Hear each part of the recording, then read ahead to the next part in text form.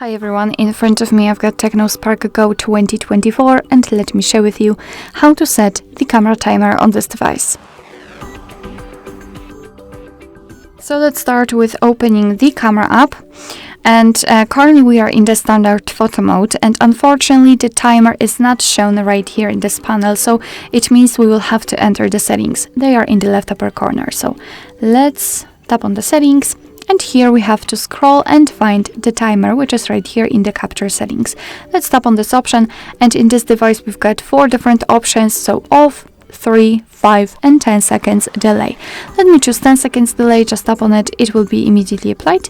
We can go back to the camera and we can see that inside the shutter button we've got this timer icon, which indicates that we've got the timer set. So you will not be surprised even if you will forget about setting the timer.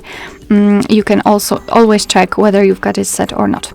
Alright, so all we have to do is to tap on the shutter button, and right now your device will count down from 10, 3 or 5, of course, depending on which option you've chosen, and after that time it will take a photo. Okay. Of course, we can turn it off the same way, so we have to open the settings in the left upper corner, tap on the timer and tap on off.